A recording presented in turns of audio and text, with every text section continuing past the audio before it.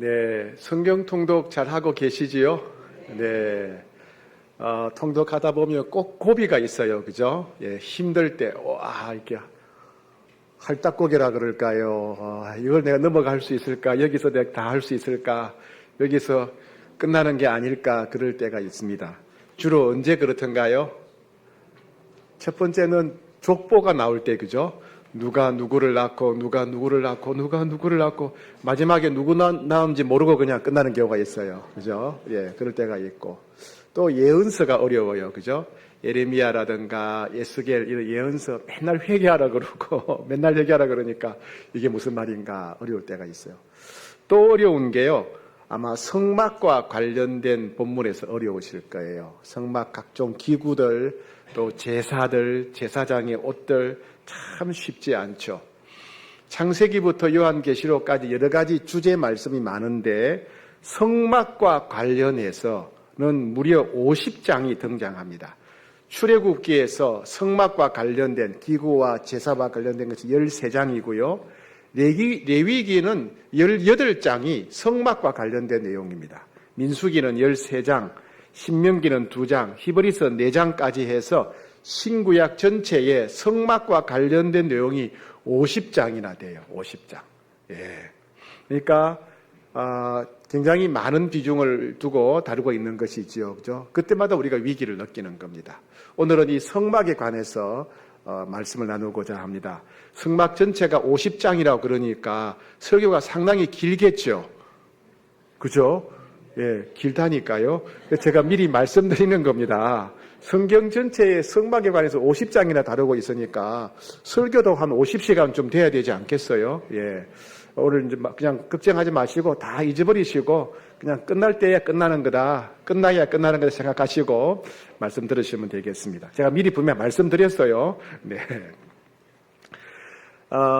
이스라엘 백성들은 430년 동안 애굽에서 포로 생활을 했는데 노예 생활을 했는데 하나님이 그들을 해방시켜 주셨어요. 그리고 홍해를 건너서 시내산에 오게 하셨고 시내산에서 하나님이 이스라엘 백성들을 만나 주셨습니다. 그러면서 하나님의 모습을 나타내 보여주셨어요. 하나님의 현현이라고 하죠. 그리고 모세는 하나님과 대면해서 대화도 했습니다. 자, 그런데 하나님께서 이스라엘 백성들과 계약을 맺자고 하셨습니다. 계약을. 지구상에 많은 민족이 있는데 이 많은 민족 중에서 너희 이스라엘 백성들은 이제부터 내 백성이다. 그리고 나는 너희들의 하나님이다. 이렇게 계약을 맺었어요. 그러니까 지구상의 유일한 민족이죠. 하나님이 직접 너희는 내 백성이고 나는 너희의 하나님이다. 그래서 계약을 맺으신 다음에 이제부터 내가 너희와 항상 함께 하겠다. 하나님께서 계약을 맺으신 하나님 백성 이스라엘 백성들과 항상 함께 하시겠다고 말씀하시면서 그러니 너희들 가운데 나를 위한 집을 하나 지어라 이렇게 말씀하셨어요. 사실 집이라기보다는 이동식 주택이라 볼 수 있겠죠.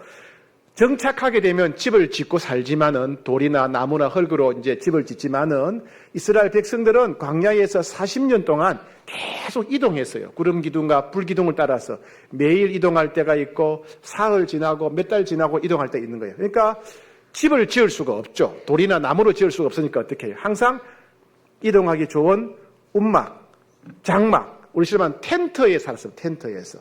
그러니까 이스라엘 백성들이 광야 때 살았던 집은 전부 다 텐트입니다. 장막이에요. 장막. 그러니까 하나님을 위한 집도 결국에는 이동식 장막이에요. 텐트입니다. 그래서 하나님이 사시는 장막이다. 거룩한 장막이다 해서 성막이랍니다. 성막. 그러니까 나를 위해서 성막을 지어라. 하나님이 성막을 통해서 이스라엘 백성들과 함께 하시겠다고 약속하셨어요. 자, 여기서 질문이 있습니다. 질문. 여러분 답을 찾아보세요. 성막은 누구를 위한 것입니까? 예. 어떻게 생각하면 하나님을 위한 집이니까 성막이니까 그죠? 성막은 하나님을 위한 것이지. 예. 땡 아니에요. 아니에요. 예. 하나님은 사실 집이 필요 없는 분이에요. 온 세상 우주 만물을 만드신 분이니까 하나님 무슨 집이 필요하겠어요? 그럼 왜 하나님을 위한 집을 지으라고 그랬느냐? 첫 번째, 이스라엘 백성들이 하나님의 집인 성막을 볼 때마다 야, 하나님이 우리와 함께 하시는구나. 하나님이 함께 하신다는 사실을 이스라엘 백성들이 알 수 있도록 하기 위해서. 또 이스라엘 백성들이 하나님을 만나고 싶을 때 있을 거 아니에요. 내가 죄를 지었을 때 용서받기 위해서, 병에 걸렸을 때 병을 고침받기 위해서 중요한 결정을 내릴 때 어디로 할지 몰라서 하나님의 사랑과 은혜를 맛보려고 하나님 만나려고 어디로 가야 됩니까? 하나님 눈에 보이지 않으니까. 이스라엘 백성들이 하나님을 만나고 싶을 때 하나님을 만날 수 있도록 성막을 짓게 만든 것입니다. 왜? 성막에 오면 하나님 만날 수 있으니까. 그죠? 예. 이와 같이 이스라엘 백성들이 하나님이 이스라엘 백성들과 함께 하신다는 것을 알 수 있도록, 눈에 보이지 않는 하나님이지만은 성막 안에 계심을 알 수 있도록, 하나님 우리와 함께 하시는구나 알 수 있도록 성막을 만들게 하셨어요. 이스라엘 백성들이 또 하나님을 만날 수 있도록, 하나님의 사랑과 은혜를 누릴 수 있도록 성막을 만들게 하신 거예요. 그래서 성막, 거룩한 장막이라고도 하고 하나님을 만날 수 있는 곳이라고 해서 만날 회자를 써서 회막이라고도 합니다. 결국 성막은 누구를 위한 것이다? 이스라엘 백성들을 위한 거예요. 예. 따라서 성막에 있는 모든 기구들은 사실 하나님을 위한다기보다는 이스라엘 백성들을 위한 거예요.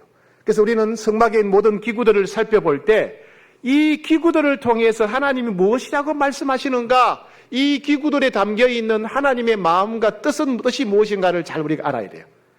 두 번째 중요한 게 있습니다. 그게 뭐냐면요, 성막의 결론은 뭐냐면, 결국 성막이 추구하는 게 뭐냐면 예수님을 가리키는 겁니다. 메시아를 가리키는 거예요. 성막은 결국 예수님을 예표하는 겁니다. 그럼 우리는 성막에 대해서 공부할 때 세 가지를 살펴야 돼요. 첫 번째, 성막의 각 기구들은 어떤 특징이 있고 왜 어떻게 사용되는가? 두 번째, 성막에 있는 각 기구들을 통해서 하나님이 말씀하고자 하시는 게 무엇인가? 하나님 이스라엘 백성들이 어떤 마음을 가지고 계신가? 하나님의 마음과 뜻을 깨달아 알아야 돼요. 세 번째, 성막에 있는 모든 기구들은 결국 예수 그리스도의 어떤 모습을 가리키는가?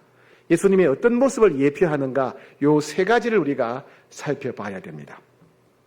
제일 먼저 이제 성막 전체 모양을 한번 보겠습니다. 예. 성막 이렇게 생겼어요.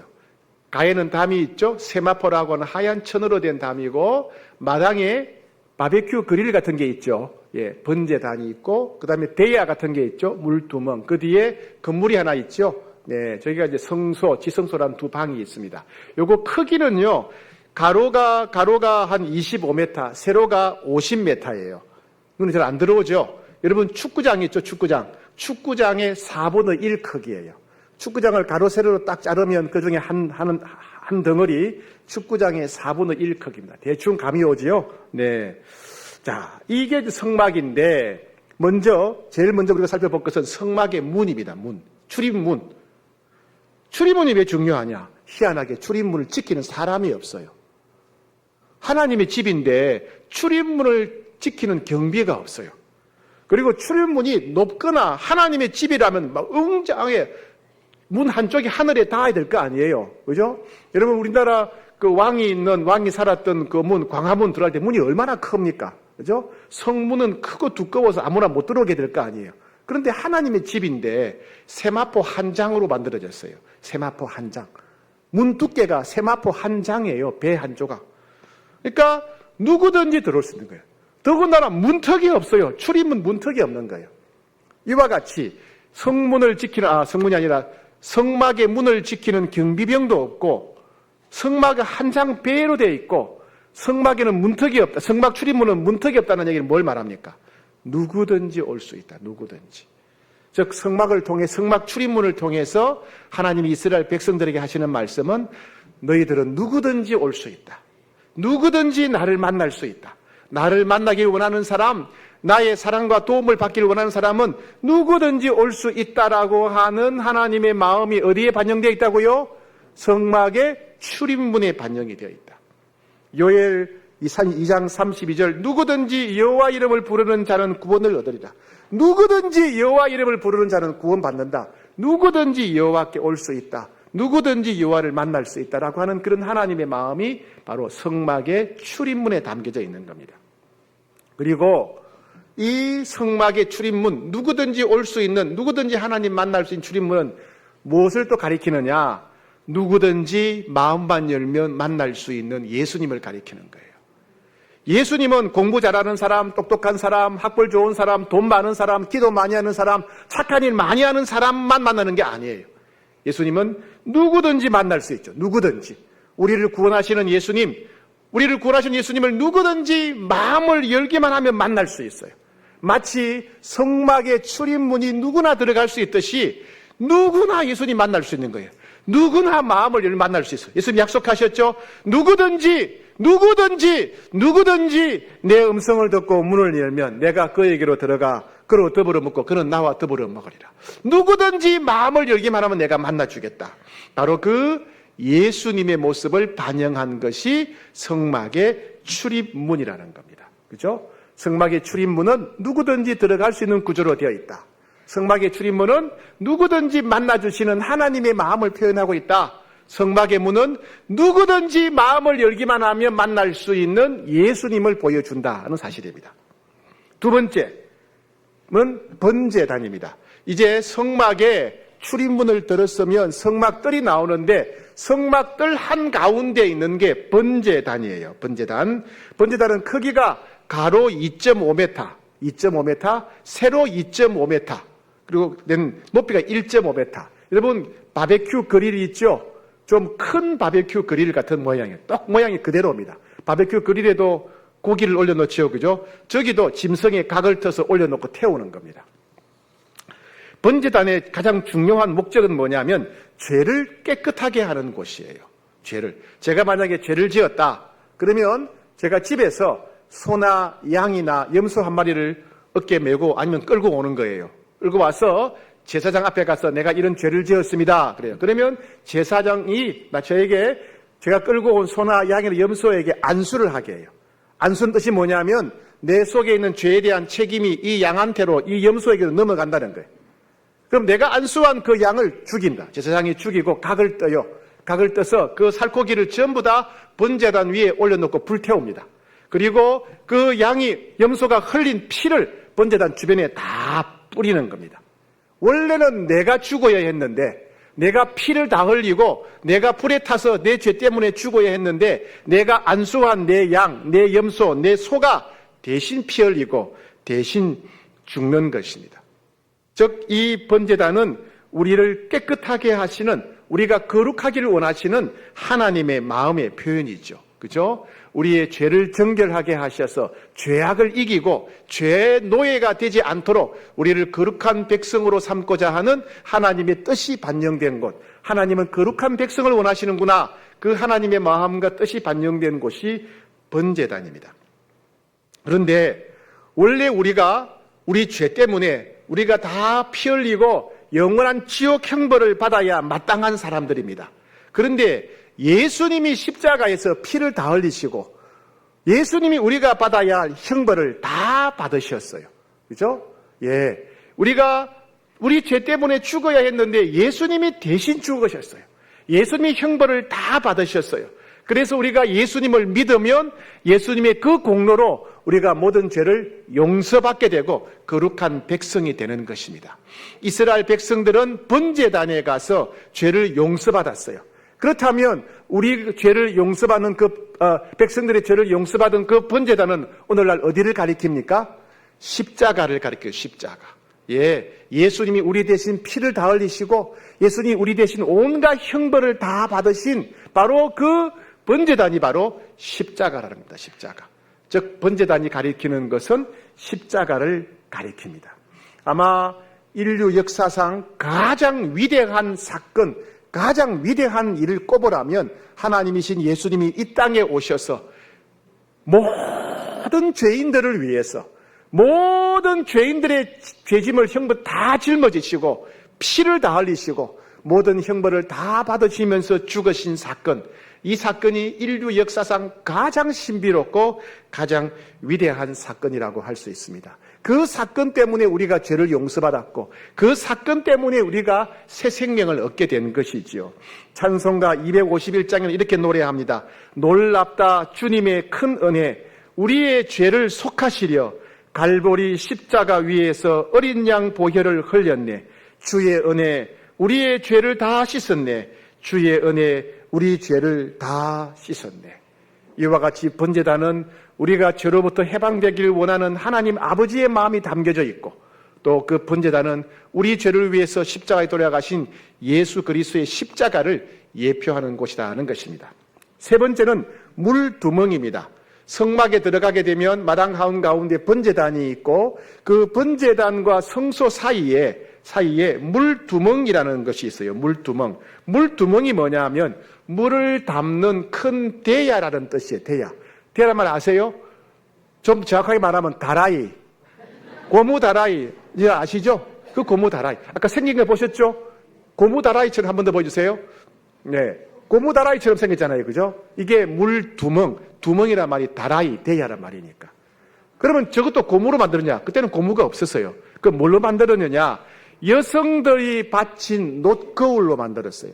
요즘은 거울이 유리로 만들어요. 그죠? 근데 옛날에는 유리가 없으니까 뭘로 만들었냐? 청동 이런 걸 갈아서 예쁘게 다듬은 다음에 거기에 얼굴을 비춰보는 거예요. 놋거울인데 여성들은 화장할 때 옷을 입을 때 그 놋거울을 사용했어요. 여인들이 하나님께 뭘 바쳤느냐? 자기가 예뻐지려고 할 때 사용하는 놋거울을 바친 거예요. 여인들의 놋거울을 만들어서 물두멍을 만들었습니다. 왜? 제사장들이 손발을 씻어야 했습니다. 제사장들이 손발을 씻을 때 여인들이 놋거울로 자신을 아름답게 가꾸었듯이 그 놋거울을 보면서 제사장들이 자기를 돌아보게 되는 거예요. 자기의 몸과 마음과 영혼을 깨끗하게 씻는 도구가 되었습니다. 비록 번제단에서 속죄 제물을 통해서 모든 죄를 용서받았습니다. 제사장들이 용서받았지만은 또 수시로 죄를 짓거든요. 우리는 안 그렇죠. 그죠? 우리는 예수님의 십자가의 은혜로 모든 죄를 용서받았지만은 다시는 절대로 언제 죄를 안 짓죠. 그죠? 죄를 짓나요? 여러분도 죄 지으세요? 저도 죄를 짓는데, 우리가 예수님의 십자가의 은혜로 용서받았지만은 거룩한 백성이 되었지만 또 우리는 죄를 짓잖아요. 그죠? 그것처럼 이 제사장들도 죄를 짓는 거예요. 하나님을 섬기려면 깨끗한 그릇이 되어야 될 텐데, 하나님께서 또 하나님 앞에 사명 감당하려면, 하나님의 은혜를 누리려면 정결해야 되는데 또 죄를 지은 겁니다. 그때 그 씻은 죄를 씻는 곳이 바로 물두멍입니다. 자신을 정결하게 하는 곳. 하나님은 이렇게 말씀하셨습니다. 요한복음 4장 8절에 하나님을 가까이 하라. 그리하면 너희를 가까이 하시리라. 죄인들아 손을 깨끗이 하라. 두 마음을 품은 자들아 마음을 성결하게 하라. 하나님은 거룩한 분이세요. 그래서 하나님을 만나려고 하면 거룩한 백성이 되어야 돼요. 하나님은 거룩한 하나님이십니다. 하나님의 사랑과 은혜를 누리면 거룩한 그릇이 되어야 돼요. 하나님은 거룩한 분입니다. 하나님 손에 붙잡혀 쓰임 받으려고 하면 거룩한 그릇, 깨끗한 그릇이 되어야 됩니다. 물론 우리는 십자가의 은혜로 용서받았지만 또 죄를 짓고 또 죄를 짓죠. 그래서 예수님께서는 제사장들이 물두멍에서 손발을 씻듯이 너희는 나에게로 와서 죄를 자백해야 된다라고 말씀하셨어요. 요한일서 1장 9절 만일 우리가 우리 죄를 자백하면 그는 미쁘시고 이로우사 우리 죄를 사하시며 모든 불의에서 우리를 깨끗하게 하실 것이요. 십자가의 은혜로 모든 죄를 용서받은 다음에 우리가 또 죄를 지을 때마다 그 죄를 덮어두지 말고 다시 예수님께 가서 죄를 자백하면 주님이 다시 씻어주시고 다시 용서해 주셔서 하나님 만날 수 있는 거룩한 백성 되게 하신다. 하나님의 사랑과 은혜를 누릴 수 있는 깨끗한 그릇 되게 하신다는 것입니다. 그래서 물두멍은 계속해서 우리가 정결하기를 원하시는 예수님의 하나님 아버지의 마음이 담겨 있고, 또 물두멍은 용서받은 다음에 거룩한 백성이 된 다음에도 여전히 죄를 짓는 우리를 정결하게 하셔서 다시 하나님 만날 수 있도록, 다시 은혜 누릴 수 있도록 우리를 용서해 주시는 예수님의 모습이 담겨 있다는 것입니다. 자, 이제 물두멍을 지나면 이제 성막 안에 있는 건물 속으로 들어가는데, 이 성막 안의 건물에는 방이 2개 있어요. 첫 번째 방은 거룩한 방이라고 해서 성소라고 그래요. 성소. 거룩한 방 뜻인 성소. 두 번째 방은 지극히 거룩한 곳에서 지성소라고 그래요. 지성소. 두 방 사이에는 커튼이 있어요. 휘장이라고 하는 커튼이 있습니다. 그래서 성소에는 3가지 기구가 있습니다. 왼쪽에는 등대, 정면에는 분향대, 오른쪽에는 떡상, 진설병상이 있고, 휘장을 지나서 지성소에 들어가게 되면 언약궤가 있습니다. 우리의 신앙의 최고의 목표는 지성소에 들어가서 언약궤에 가는 거예요. 왜? 거기에 하나님이 계시니까. 결국에는 하나님 만나야 되잖아요. 그죠? 결국에는 하나님 만나야 되기 때문에 휘장을 지나서 지성소에 들어가서 언약궤에서 하나님 만나는 것입니다. 자, 근데 하나님 만나기 위해 제일 먼저 성소에 보면 왼쪽에 등대가 있어요. 등대. 성소와 지성소는요, 창문이 하나도 없어요. 창문이 하나도 없으니까 매우 어둡겠죠. 그죠? 그 어두울 때 안에 비춰주는 불빛이 바로 등대입니다. 등대. 여러분이 옛날에 전기가 들어오지 않을 때 어떻게 살았습니까? 전기가 들어오지 않을 때 눈에 불을 켜고 살았어요? 어떻게 살았어요? 예, 호롱불, 초롱불 켰지요. 그죠? 제가 이 말을 하면 항상 어릴 때가 생각이 나요. 저도 제가 한 5살, 6살 때 된 것 같아요. 하여튼 그때 집에 방에 호롱불이 하나 있었는데 그 기름을 넣고 이제 심지에다 불 붙이는 거잖아요. 그죠?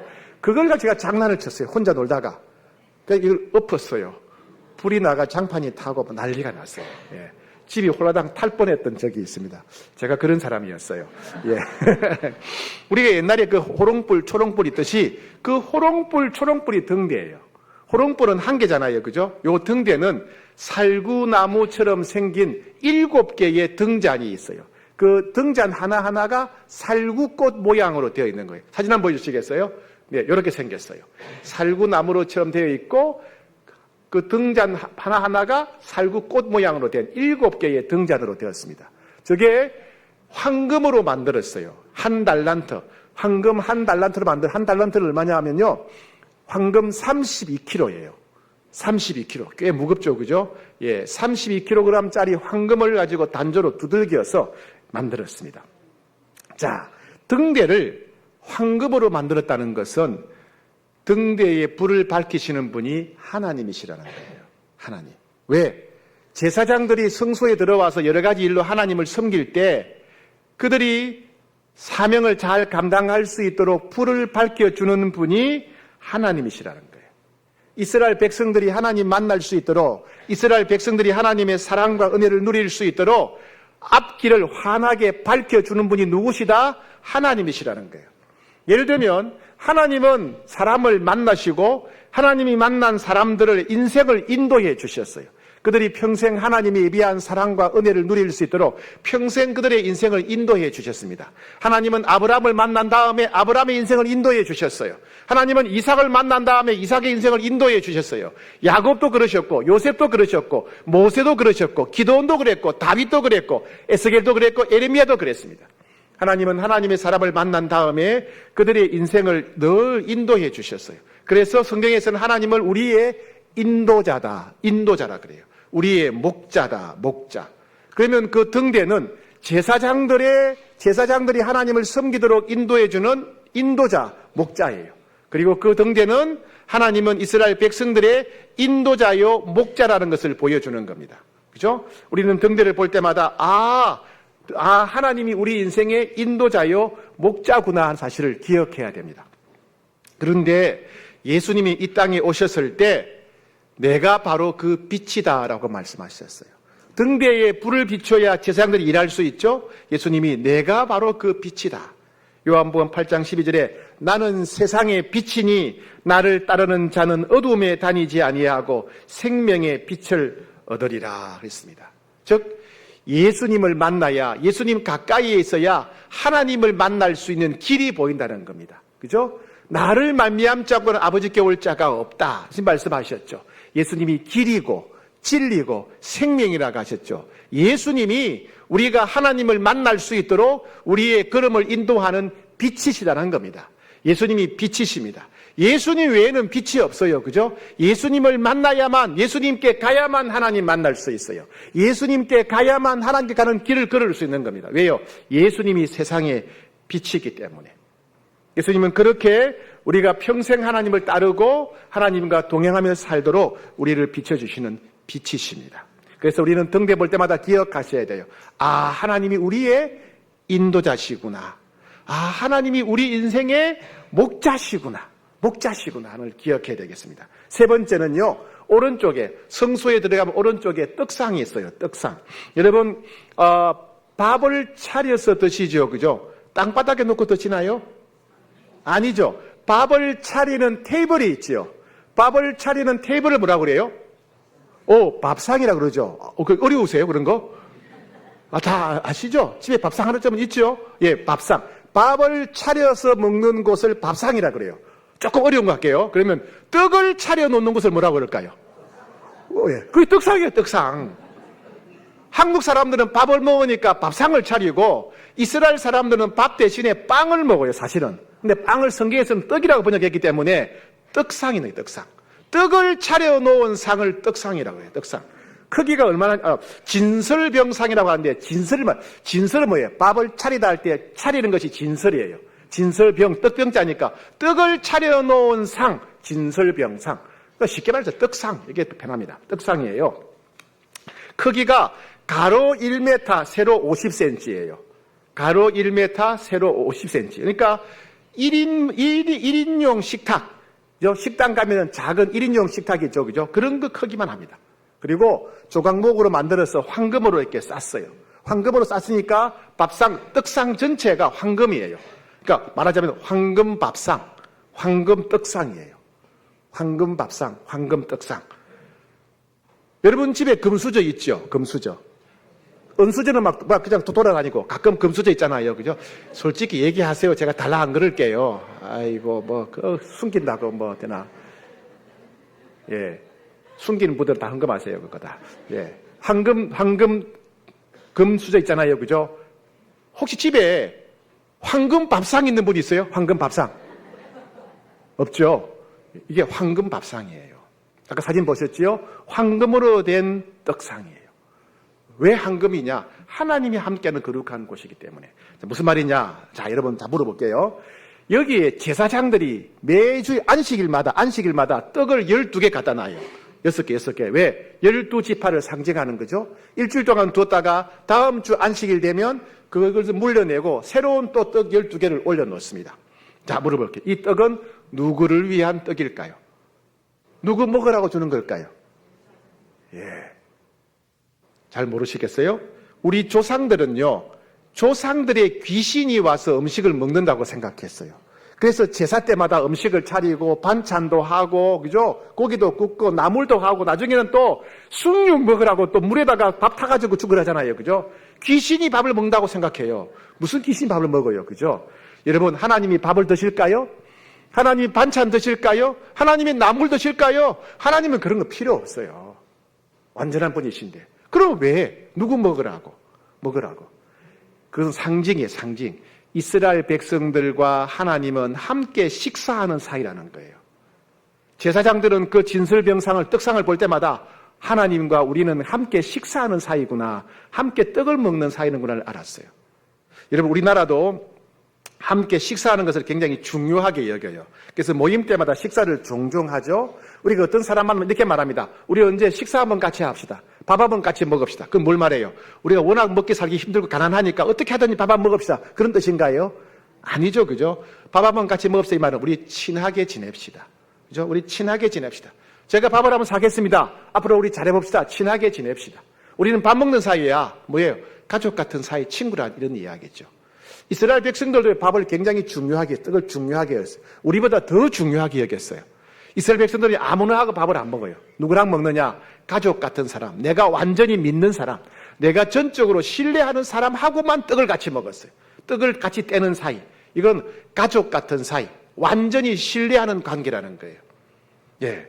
그러면 하나님께서 이스라엘 백성들과는 어떻게 해요? 떡을 같이 떼는 사이, 떡을 같이 먹는 사이라는 겁니다. 완전히 신뢰하는 사이, 친밀한 사이라는 겁니다. 하나님께서 성막 안에 성소에 떡상을 만들게 하신 이유는 뭐냐면 하나님 이런 마음이에요. 나는 너희들과 교제하기를 원한다. 나는 너희들을 너무 사랑하기 때문에 너희들과 함께 교제하기를 원한다. 너희가 나를 신뢰하고 나와 더불어 살아가고 나와 동행하며 함께 살기를 원한다라고 하는 하나님의 마음이 담겨있는 곳이 바로 떡상이에요. 떡상. 우리는 성경 읽다 떡상을 볼 때마다 야, 하나님은 우리와 교제하기를 원하시는구나. 하나님은 우리와 친밀히 동행하기를 원하시는구나. 하나님 마음을 볼 수 있어야 돼요. 그래서 그 떡은 바로 하나님과 이스라엘 백성들이 함께 교제하는 걸 상징하는 거예요. 그래서 황금 떡상이 있고 황금 떡상 위에다 올려놓은 겁니다. 근데 예수님이 이렇게 말씀하셨어요. 내가 바로 그 떡이다. 내가 바로 그 떡이다.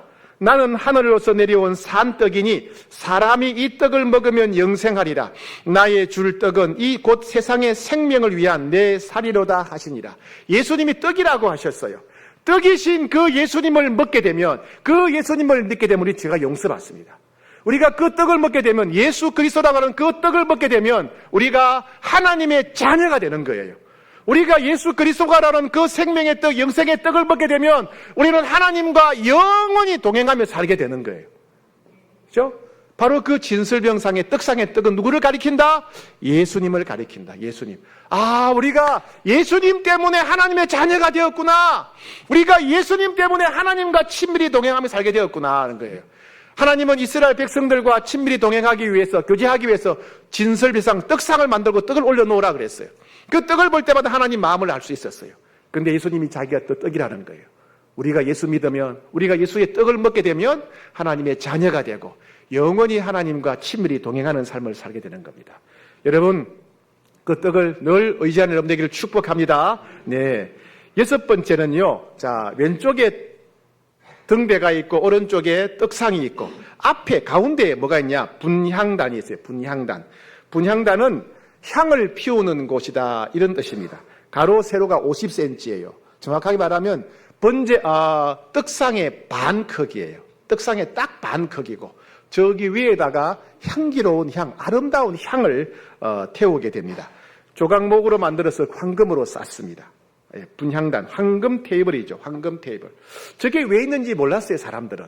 왜 향을 24시간 태우는지 사람들이 몰랐어요. 그런데 약 한 1500년 지난 뒤에 사도 요한이 강력한 성령의 역사로 천국의 견학을 다녀오게 돼요. 천국 갔더니 이 분향단의 비밀을 알 수 있게 되었어요. 어떤 천사가 분향단의 그 향기와 함께 성도들의 기도를 같이 담아서 하나님께 올려드리는 걸 보게 된 거예요. 아, 저거구나. 하나님이 우리 성도들의 기도를 거절하실까봐, 싫어하실까봐 세상에서 제일 좋은 향기, 우리 식으로 말하면 세계에서 제일 좋은 향수와 함께 성도들의 기도를 같이 담아서 하나님께 갖다 드리는 거예요. 그 향기가 너무 좋으니까 하나님이 성도들의 기도를 거절하지 못하시게 하는 거예요. 무슨 얘기입니까? 이 분향단에서 기도하면 하나님이 반드시 들으신다는 거예요. 아, 여기서 기도하면 하나님이 들으시는구나. 그걸 알게 된 거예요. 그래서 이스라엘 백성들은 분향단을 볼 때마다 여기서 기도하면 응답받는구나. 하나님이 응답하시는구나. 그걸 알게 되었어요. 사람들은 누구나 어렵고 힘들 때마다 기도를 많이 합니다. 전통적으로 한국인들은 산에 가서 기도하고 바위 밑에 기도하고 나무 아래 기도하고 물 떠놓고 기도하고 촛불 켜놓고 기도하고, 그죠? 혹은 죽은 조상들이 귀신이 있다고 제사할 때 기도하고 또 무덤에 가서 기도하죠. 그죠? 나라마다 행운을 가져다 준다는 갖가지 물건 붙잡고 기도합니다. 그런데 기도에 응답하시는 분은 세상을 만드시고 다스리시며 살아계신 여호와 하나님 한 분밖에 없습니다. 그죠? 많은 사람들이 기도하지만은 그 기도에 응답하시는 분은 하나님 한 분밖에 없습니다. 즉 하나님께 기도하는 기도만 응답받습니다. 그런데 구약시대에는 성막에서 제사장들이 분향단 앞에 가서 기도해야만 응답받았어요. 백성들이 아무리 기도 제목이 많아도 기도할 수가 없었어요. 그래서 분향단에 가서 기도할 수 있는 제사장들에게 의지합니다. 그래서 제사장들에게 기도를 부탁하면 제사장들이 가서 대신 기도하고 대신 응답받아 오는 겁니다. 죄의 용서를 받고자 할 때 분향단에 가서 기도해야 죄 용서받는 거예요. 병 낫기를 원할 때 분향단 앞에 가서 기도해야 병이 낫는 겁니다. 내가 사업에 성공하고 싶고 전쟁에 승리하고 싶다. 분향단 앞에 가서 기도할 때 하나님이 응답해 주셨어요. 그러니까 구약시대는 오직 누구를 통해서? 제사장을 통해서만 기도하는 거예요. 그리고 어디서 기도해야 돼요? 제사장의 집에서는 안 돼요. 어디 가서? 분향단 앞에 가서 기도해야만 응답받는 겁니다. 네. 그런데 신약시대에는 모든 그리스도인들을 왕같은 제사장이라고 하셨어요. 그죠? 왕같은 제사장이라고 하셨어요. 이제 모든 그리스도인들은 예루살렘에 있는 제사장을 찾아갈 필요가 없어요. 왜? 우리가 제사장이니까. 구약시대에는 제사장들이 어디서 기도했다고요? 분향대 앞에서 기도했어요. 근데 우리는 어디서 가야 기도해야 됩니까? 우리는 어디로 가야 돼요? 홍익교회 강대상 앞에서 기도해야 됩니까? 아니죠. 예수님 약속하셨어요. 지금까지는 너희가 내 이름으로 아무것도 구하지 아니하였으나 구하라. 그리하면 받으리니 너희 기쁨이 충만하리라. 구약시대에는 성막에 있는 성전에 있는 분향대 앞에서 제사장이 기도해야만 응답받았어요. 근데 이제는 예수 믿는 그리스도인들이 누구의 이름으로 기도하면 예수의 이름으로 기도하면 응답받는다는 겁니다.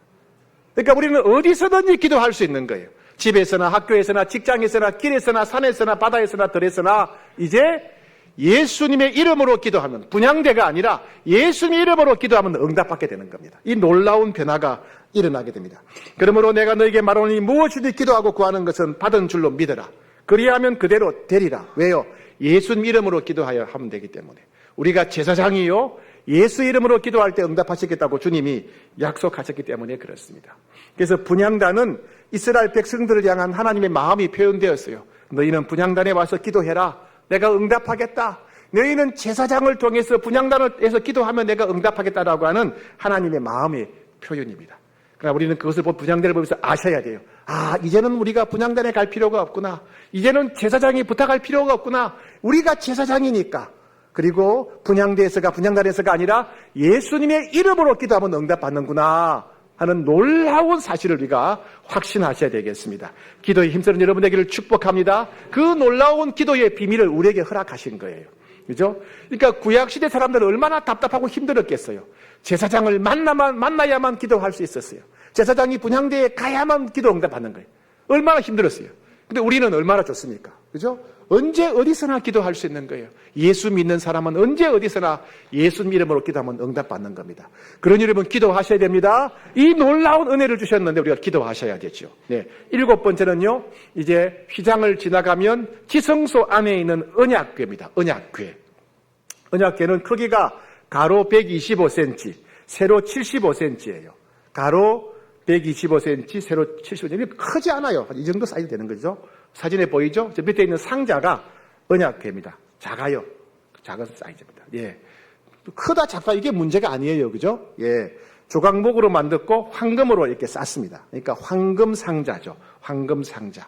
그 황금 상자 안에는 뭐가 들었느냐? 모세가 시내산에서 받은 십계명 2 돌판이 안에 들어 있어요. 그래서 언약궤라고도 하고 말씀이 들어있기 때문에 법궤라고도 해요. 법궤. 하나님이 계신 증거궤라고도 해요. 증거궤. 궤라는 말은 상자란 말입니다. 궤짝 이런 말 쓰죠. 궤짝. 예, 궤라는 말은 상자입니다. 언약궤, 법궤.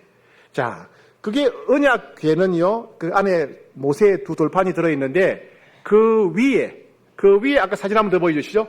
자, 위에 보시게 되면 천사 2명의 모습이 있죠. 천사가 날개를 펴고 있는 2명입니다.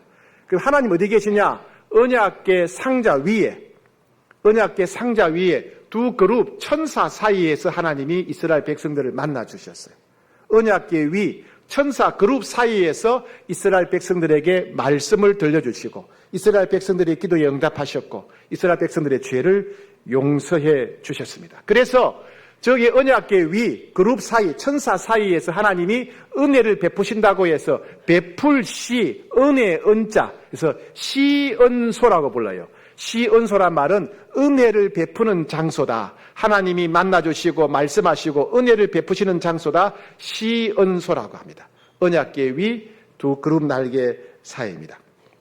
그리고 이스라엘 백성들이 구름 기둥과 불 기둥으로 인도를 받았죠. 그 시은소 보좌 위에 구름 기둥이 올라와서 낮에 인도했습니다. 그 성막의 시은소 보좌 언약궤 위에서 불 기둥이 올라와서 밤에 이스라엘 백성들을 인도했습니다. 그러니까 그 언약궤는 뭐예요? 하나님이 계시는 임재 자리예요. 하나님의 보좌가 있는 발등상이죠. 그죠? 예. 이스라엘 백성들은 언약궤를 통해서 하나님을 만났어요. 하나님은 눈에 보이지 않는데 눈에 보이지 않는 하나님을 언약궤를 통해서 만났다는 겁니다.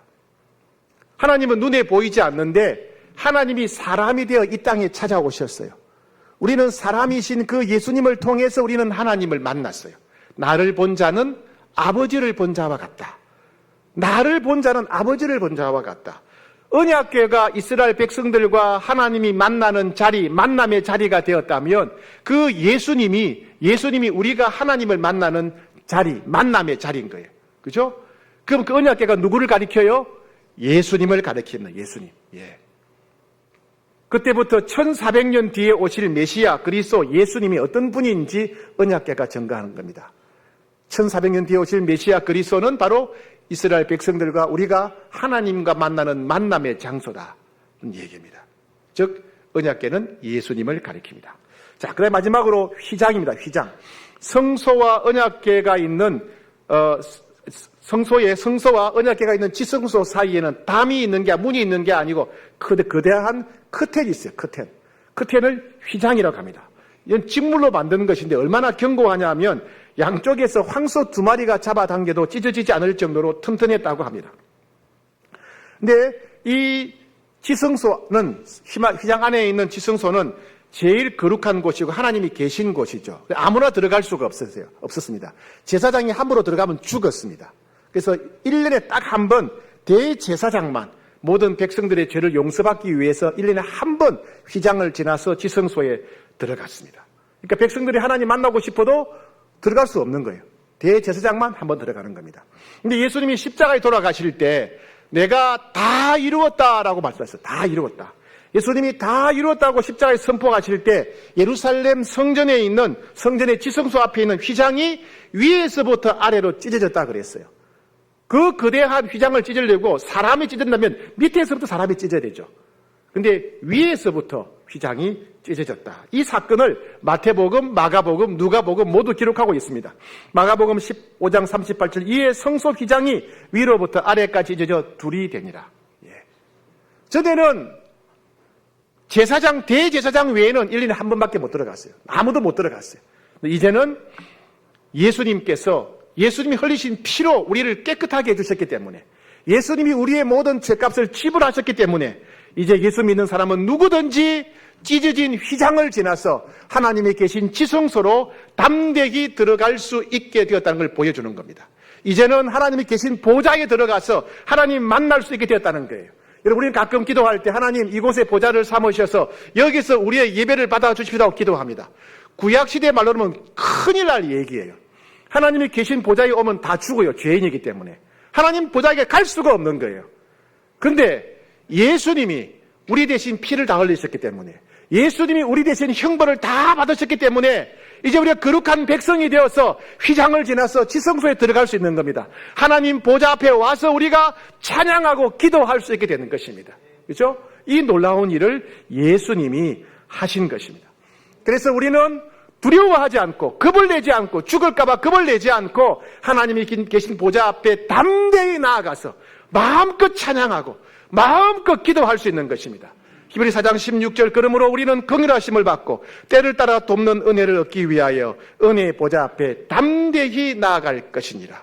예수님이 열어놓으신 새롭고 산 길, 감히 우리가 살아계신 하나님의 보좌 앞에 나아갈 수 있는 길을 예수님이 열어놓으셨다는 것입니다. 자, 여러분, 성막은 그 시대에 지구 전체에서 하나님을 만날 수 있는 유일한 장소였어요. 지구 전체에서 하나님께 기도하고 응답받을 수 있는 유일한 장소가 성막이었어요. 나중에 이스라엘 백성들이 가나안 땅에 정착한 다음에는 이 성막이 뭐로 변했지요? 성전으로 변해. 성전. 예루살렘 성전이 전 세계에서 하나님 만날 수 있는 유일한 장소였어요. 하나님이 계시는 유일한 장소. 성전에 가서 기도해야 됐고 성전에 가야 하나님 만날 수 있었습니다. 나중에 이 성전이 다 파괴가 되지요. 그리고 예수님이 이렇게 말씀하셨어요. 뭐라고 하셨습니까? 내가 곧 성전이다. 내가 곧 성전이다. 예. 우리가 하나님 만날 수 있는 유일한 장소, 바로 예수님이 계신 곳이었습니다. 그죠? 예수님이 그래서 성막은 예수님을 가리킵니다. 근데 주님은 더 놀라운 일을 말씀하셨어요. 너희가 바로 성전이다. 너희가 바로 성전이다. 너희 몸은 너희가 하나님께로부터 받은 바 너희 가운데 계신 성령의 전인 줄 알지 못하느냐. 하나님의 성령이 우리 안에 거하십니다. 하나님의 성령이 우리 안에 거하시기 때문에 우리는 성령님이 거하시는 거룩한 집이 된 거예요. 우리가 바로 성막이요, 우리가 바로 성전입니다. 성전. 그래서 세상 사람들이 옛날에 하나님 만나려면 어디로 갔습니까? 성막이나 성전에 갔어요. 옛날 사람들이 하나님 만나려면 예수님 만나야 했습니다. 이제 사람들이 하나님 만나려면 우리에게 오는 거예요. 왜요? 우리 가운데 하나님이 계시니까. 우리가 하나님이 거하시는 성막이요 성전이기 때문에 그렇습니다. 사랑하는 여러분, 하나님은 우리를 성막으로 만드셨어요. 성전으로 만드셨습니다. 우리 자신을 소중히 여기셔야 됩니다. 우리 안에 계신 하나님과 늘 만나고 교제하고 동행하며 살아가야 돼요. 늘 하나님의 사랑과 은혜를 누리며 살아야 돼요. 하나님이 왜 우리 안에 오셨겠어요? 하나님이 우리를 왜 성막으로 성전으로 삼으셨겠습니까? 우리와 친밀히 동행하시려고, 우리에게 하나님의 사랑과 은혜를 부어주시려고, 우리를 복된 삶으로 인도하시려고 우리 안에 오시지 않았겠습니까? 그 하나님의 사랑과 은혜를 평생토록 영원토록 누리는 여러분 되시기를 축복합니다.